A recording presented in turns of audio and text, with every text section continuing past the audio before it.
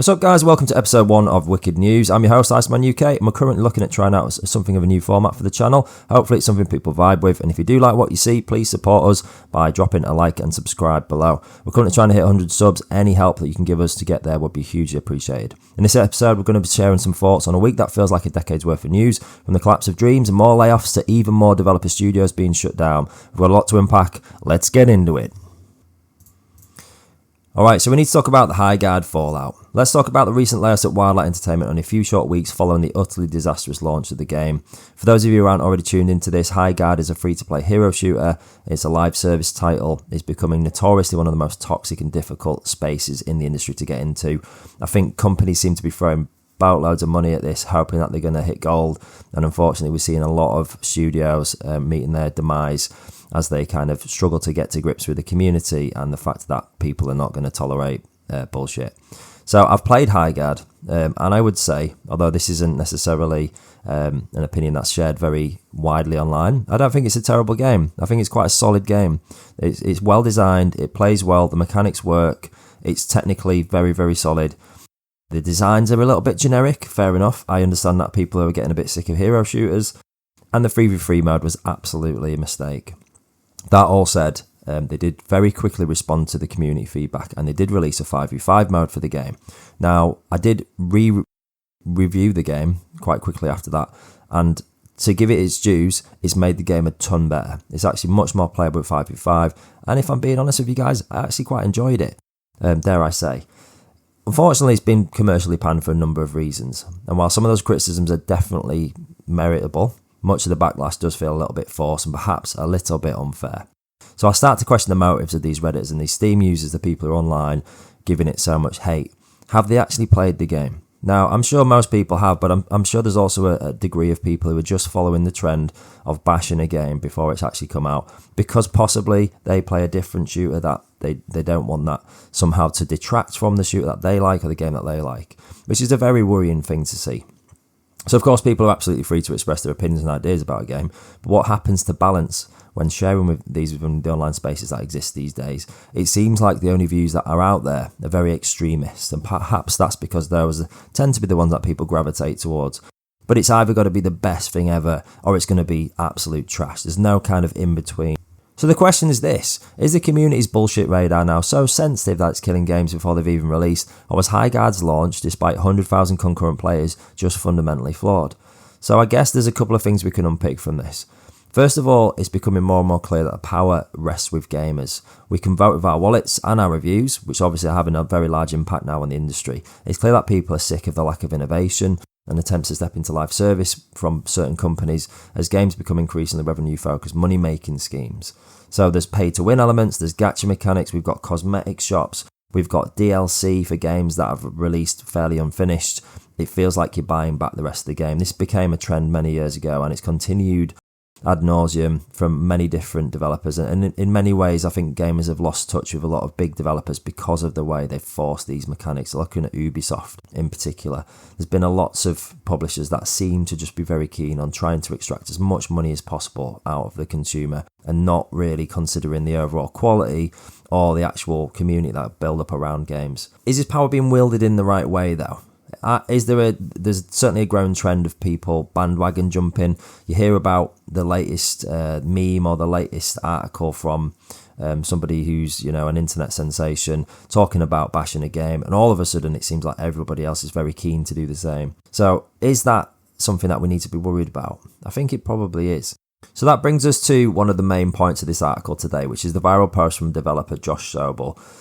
He has gone viral because he's been laid off from Wildlight, and then he's made this post online where he basically says that rage bait culture and dogpiling could be impacting on game viability in terms of, a game is essentially dead on arrival before it's even had chance to stretch its legs.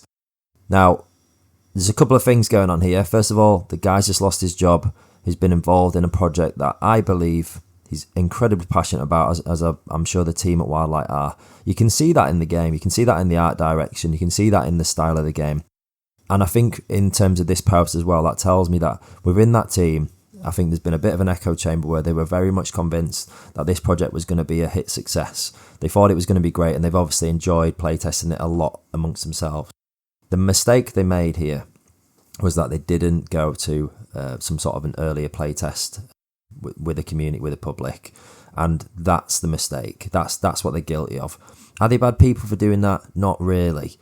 Does Josh Sobel really deserve to be absolutely destroyed online because he's lashed out? I don't believe so. I think this is a guy who's lost his job, and that must be incredibly heart-wrenching, possibly, to spend years doing a project, putting your heart and soul into it, to be not only see it fail massively, but then actually see that the whole community surrounding the game are just being horrendous about it. And then I get the guys lashing out. It's probably not the right thing to do in this situation, but you've just lost your job. You've probably got a family at home to support. You're probably going to be in quite a dark place at this point. So I think we just need to sort of take a step back here and have a little bit of empathy. And actually, I think Josh Sobel actually makes some really good points. I think there is a rage bait culture that exists, and I do believe, like I just said, the power is very much with gamers, but in some cases, that power is being used in a very unjust or unfair way. And I do believe he's right in what he said, that the game has been made a joke of from day one. Before people have actually even got hands-on with the game, they looked at the trailer and decided it was absolute rubbish. And we've seen this many, many times before now. Think about the last Halo Infinite, when the trailer released from that, and there was a huge fallout, and the developers ended up going away and spending a lot more money and a lot more time on changing that. Not to say that wasn't necessary for that particular game, but we're starting to see this trend is happening more and more frequently. And I do think there is some merit in what he's saying. So there's wider implications of this. Now, there is a human element to this. As with Josh Sobel, there's lots of people from Wildlight and other companies that have been shuttered, where they're losing their jobs, and that is, I think, very sad and not something that should be celebrated or made fun of. These people have, as I said, possibly families at home, they've got mortgages to pay, they've got bills to pay. They are people, and they are doing their best, and they thought it was good, and unfortunately they were wrong. I think that in itself is almost like a punishment and something that they're going to have to struggle to deal with. They definitely don't need a lot of online hatred as well from people who I don't think really fully comprehend the impact of that on their lives and also on the lives of other people within the industry. And this, I guess, is the wider picture, is that every time one of these studios fails, this does have a massive impact on not just that studio, that company, but actually on the games industry as a whole.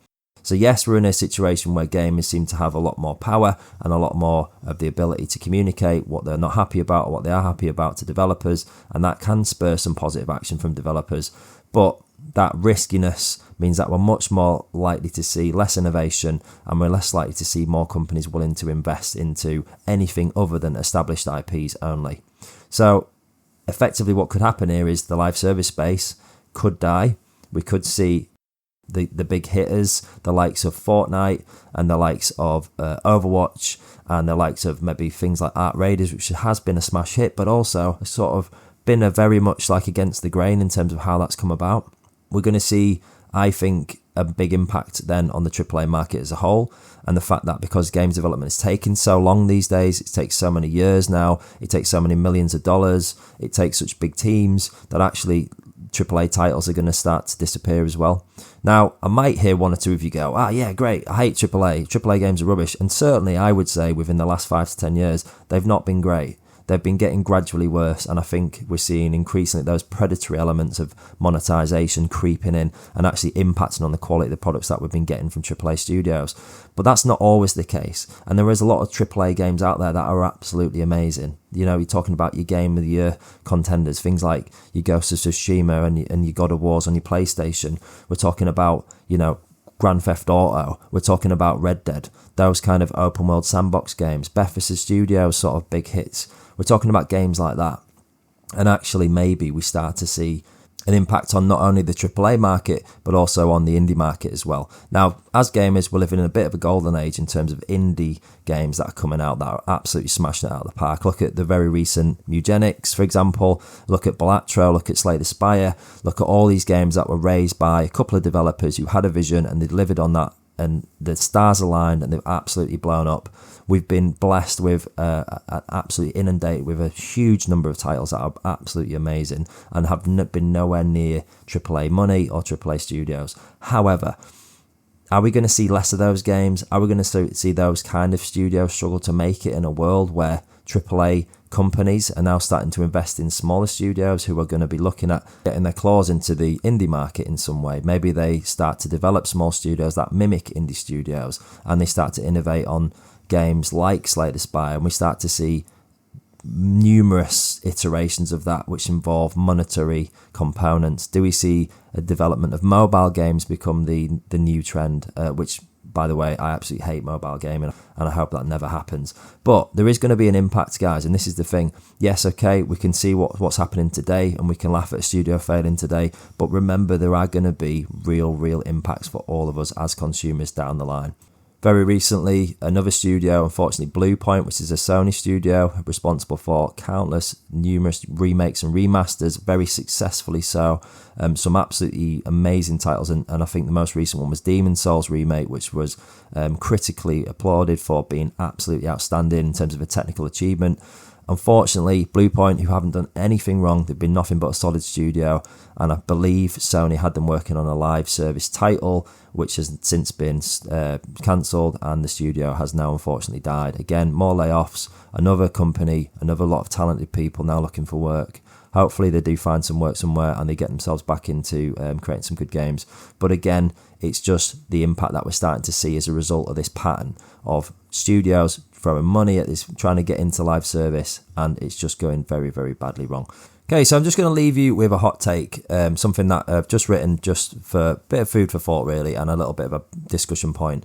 So, starting off, I'm just going to give you the hot take, and then I'm going to give you the counterpoint. So the hot take is this. Concord Fail didn't just kill a game, it poisoned the well for the entire industry. The community didn't give Highguard a fair shake because they've been conditioned to hunt for the next big flop for clicks.